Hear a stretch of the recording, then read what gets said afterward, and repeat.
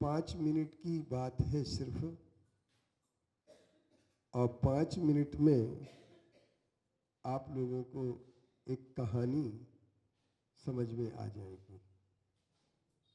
आप सब लोग जानते ही होंगे, जयमाला आप लोगों ने पढ़ ली, और जयमाला में कहानी तो आई, पर कहानी बहुत कुछ कह जाती है।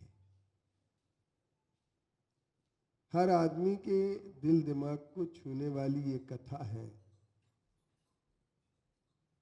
क्योंकि एक मुनि पर अगर उपसर्ग आता है तो पूरा भारत कांप जाता है। जब 700 मुनियों पर उपसर्ग आया होगा तो इस देश की स्थिति क्या बनी होगी। आप लोग जानते हैं बहुत अच्छी तरीके से, मध्य प्रदेश का उज्जैनी नगरी उपसर्गों की शुरुआत की नगरी है। भगवान महावीर स्वामी को भी इस उज्जैनी में उपसर्ग आया था। पर मैं पूछना ये चाहता हूँ, ये रक्षाबंधन की कथा कौन से ग्रंथ में, पुराण में आई है? प्रश्न मंच का पहला प्रश्न। शाम को तो प्रश्न होते ही हैं, लेकिन पहला ही प्रश्न सनवती वीर, जिसको पता हो हाथ उठा दे।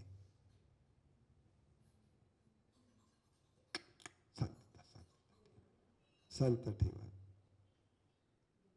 मैं पूछने ये चाह रहा हूं कि कौन से पुराण में ये कहानी आई है। कहानी का स्रोत विष्णु पुराण हमारे यहाँ है ही नहीं है। जैनों में विष्णु पुराण कोई है ही नहीं है। तो चलो, तुम लोगों को तो पता नहीं है।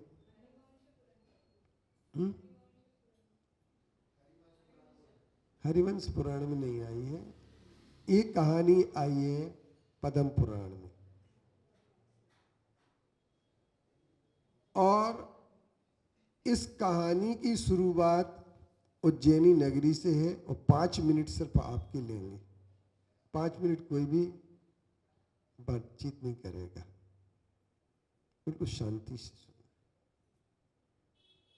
कि एक बार उज्जैनी नगरी में, पहला तथ्य है कि आचार्य अकंपनाचार्य का संघ आया।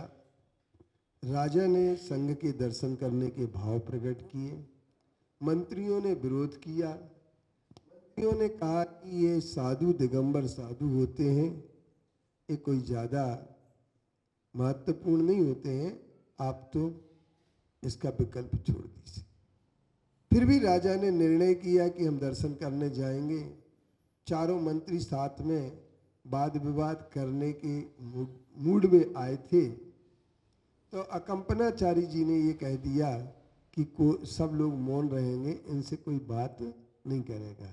लेकिन ये बात ज्ञात नहीं थी, और जब सुरसागर जी महाराज जी को ये बात ज्ञात नहीं थी और वो आहार करके लौट रहे थे, कि उसी समय मंत्रियों ने व्यंग मार दिया, ये एक बैल जैसे चर के आ गए, और विवाद हुआ। उस वाद विवाद में मंत्री हार गए, अपमानित हुए।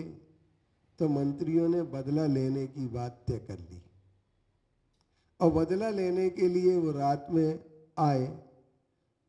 तो ये बात अकंपनाचार्य जी महाराज जी को अपने ज्ञान में आ चुकी थी कि ये मंत्री उपसर्ग कर सकते हैं, इसलिए उन्होंने कह दिया कि आपका जहाँ विवाद हुआ हो वहाँ जाकर के आप अपना कायोत्सर्ग धारण कर लें।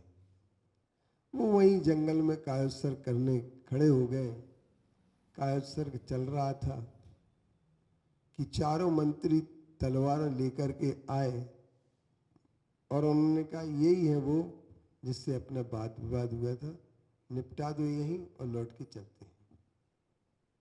तलवार तान ली, लेकिन कुछ नहीं कर पाए। वन देवता ने अपना रूप प्रकट किया और रूप प्रकट करके उनके लिए वहीं पर स्तंभित कर दिया, कील दिया।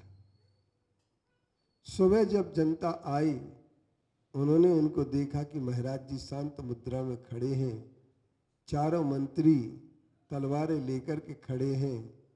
तो ये बात राजा तक पहुंच गई और राजा ने उन चारों मंत्रियों को दंडित करके देश निकाला दे दिया।